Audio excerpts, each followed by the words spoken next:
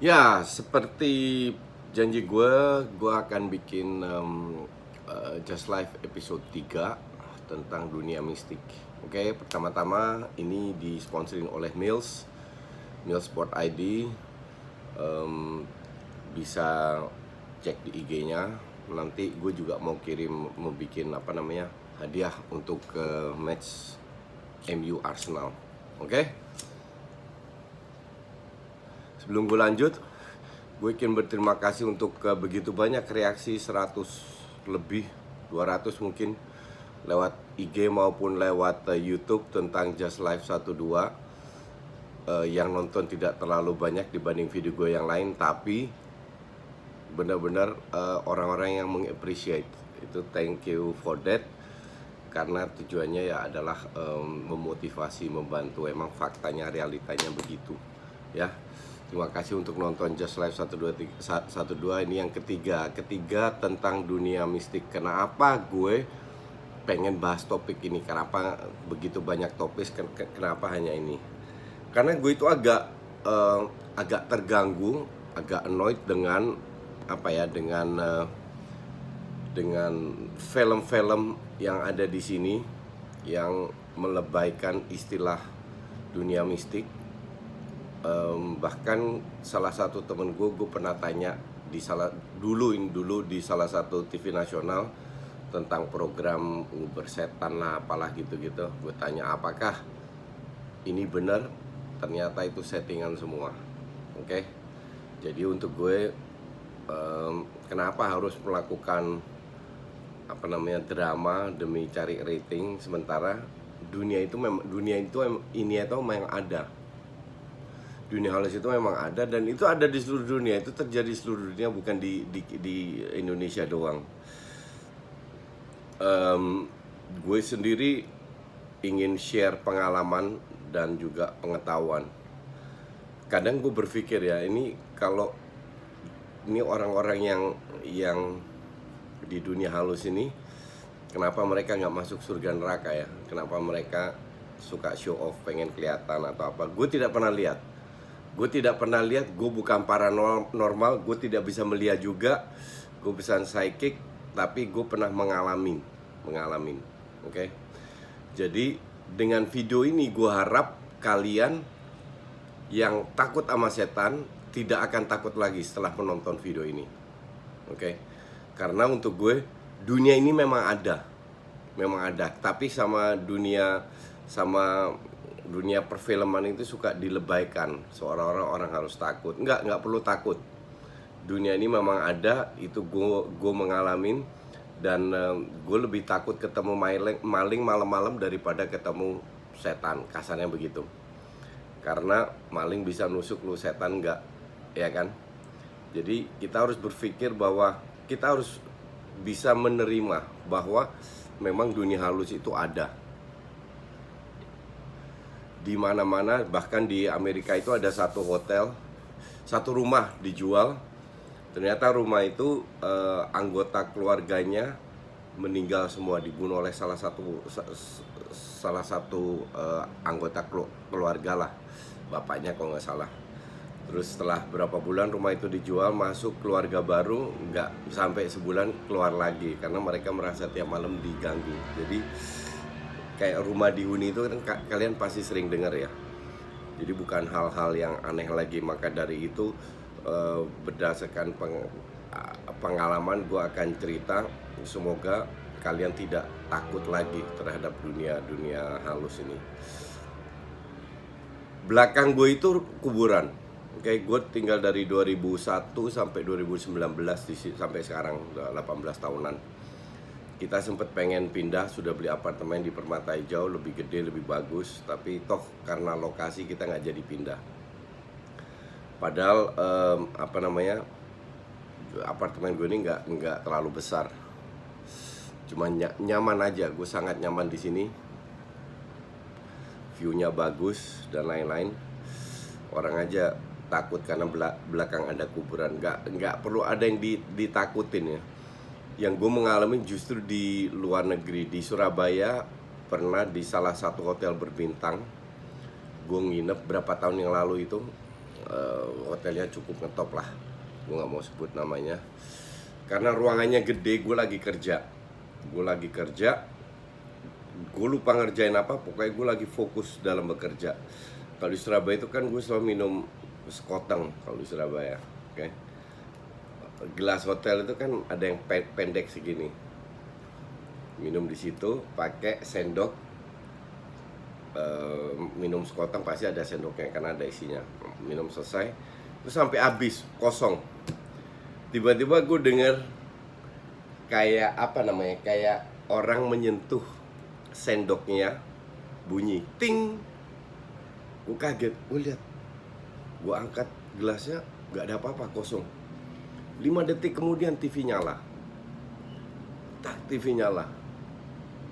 Gak gue pasang timer. Orang kan bilang, oh ini bisa lewat timer atau apa. Nggak ada yang gue pasang timer sama sekali. Gue nggak pernah pasang timer seumur hidup gue. Dan gue nggak pernah nonton TV, apalagi di hotel. Pas gue lihat, wah, gue berdiri, gue matiin, terus gue duduk lagi. Gue kerja lagi, nggak ada apa namanya, nggak ada gangguan lagi. Terus nggak lama, terus itu terakhir gue nginep di hotel itu bukan karena gue takut, karena gue tidak mau diganggu aja kalau gue sendiri, karena gue suka sendiri. Gue selalu kalau ada waktu gue mending sendiri daripada rame-rame. Terus sekarang di Bangkok sama timnas. Hotel itu di pusat kota, dekat mall-mall, dekat Paragon dan lain-lain, sentral. Kamar, kalau gue di timnas itu selalu kamar sendiri. Kamar gue besar dan pintu itu gue buka. Gue masih inget banget, ini pintu itu berat banget, nggak mungkin asal ketutup, oke? Pintu gue buka siang-siang, sore, tiba-tiba pintu nutup sendiri. Itu udah nggak mungkin banget. Gue bangun, gue berdiri, gue buka lagi. Terus kejadian malam-malam, pas gue buka, gue cuek, terus malam-malam gue tidur kan. Gue kalau tidur gelap, gue tidur jam 2-an itu gue bangun karena haus, AC biasa. Nah sebelum mata terbuka kan kita udah sadar kita mau bangun. Sebelum itu terjadi, panel listrik, panel lampu yang di sebelah ranjang itu bunyi ter. Lampu depan ranjang gue nyala. Gue nggak panik, gue bangun, minum, gue balik, gue tidur lagi, gue matiin. Besoknya gue bilang, ada si Isa waktu itu pelatih, Israkul Isa. Gue tanya, Sa, gue cerita ke Isa. Isa bilang, ya memang kalau kamar di pojok itu sering kejadian seperti itu. Dan di hotel yang di Surabaya itu pun kamar di pojok. Oke. Sekarang orang cerita kayak begini kan, lu bisa percaya, lu bisa enggak. Ya kan? Bener nggak? Sekarang gue mau cerita yang kejadian gue di sini, karena lu nggak ada bukti. Gue mau cerita dan gue mau kasih bukti. Lu lihat ruangan ini, oke? Itu isinya mesin cuci sama tempat buat air, full air, tempat air digantung.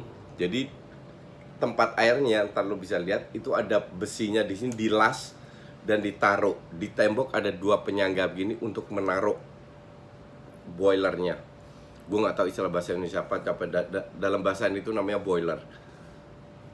Berat, isinya air buat mandi, air panas. Oke, jadi ditaruh penyangganya. Sekali itu siang hari. Yang kejadian itu siang bolong, gue lagi kerja di sini. Gue lagi kerja, terus tiba-tiba kedobrak, keras, suara keras. Kaget gue. Gue lihat ke belakang, terus gue lihat apa ini? Ternyata boilernya itu lepas dari penyangganya, jatuh ke mesin cuci. Mesin cucinya patah, rusak. Tapi untung mesin cuci nggak rusak. Gue telepon engineering, datang, dia lihat. Airnya dikeluarin, baru dipasang lagi. Kalau seandainya jatuh berat itu, ini penyangganya pasti rusak. Nggak rusak, sampai detik ini masih dipasang. Jadi airnya dikeluarin, dipasang lagi. Dia tanya, sebelah kosong. Waktu itu kosong karena direnovasi. Nah, apakah ada kemungkinan orang ke belakang? Nggak mungkin. Kenapa nggak mungkin? Karena itu terlalu berat dan nggak ada gunanya juga orang datang untuk ngejatuhin. Dan terus dia harus melarikan diri, pasti kedengeran, ya. Jadi nggak mungkin banget. Ada engineer datang yang ngelas, atasnya rusak. Ini sambil kalian bisa lihat. Atasnya rusak. Itu sini, nih lihat. Ini penyangganya masih terpasang. Mungkin kalian bisa lihat lebih bagus lagi. Nah ini, itu masih terpasang, masih yang lama. Ini mesin cuci gue rusak nih, lihat. Untung masih bisa dipakai. Nah hal-hal kayak begini itu bisa terjadi, tapi yang harus parah ini baru sekali terjadi, oke? Jadi habis itu nggak pernah kejadian lagi. Jadi untuk gue sih ya shit happens lah, bilang aja begitu, shit happens, dan nggak perlu ditakutin apa, karena gue jarang diganggu. Tapi ini adalah sebuah contoh bahwa hal-hal seperti itu terjadi. Pasti ada yang pernah yang iseng yang mengganggu. Nggak usah ditakutin, mereka nggak ngapa-ngapain lu kok, ya kan? Cuma diganggu pengen cari perhatian, ya sudah. Banyak hal kejadian yang lain gue nggak mau bahas, nggak penting juga. Tapi ini adalah sebuah contoh bahwa dunia halus itu ada. Kita embrace mereka aja, kita terima mereka. Nggak perlu pakai dipanggil, pakai permainan atau apa dan lain-lain. Nggak perlu kita takutin. Kita biarkan mereka hidup di dunianya sendiri, kita juga hidup di dunia kita sendiri. Maka dari itu, lu lebih waspada dengan manusia bener, maling dan penipu dan pefitnah, daripada lu cuma takut dengan orang-orang yang sekali-sekali mengganggu lu. Oke? Ini episode ketiga. Thanks watching, semoga bermanfaat, semoga nggak ada takut lagi sama setan. Kalau ada topik-topik bagus, silahkan silahkan kirim jangan ke YouTube, nggak selalu gue baca, tapi ke IG gue aja, ya. Thanks for watching.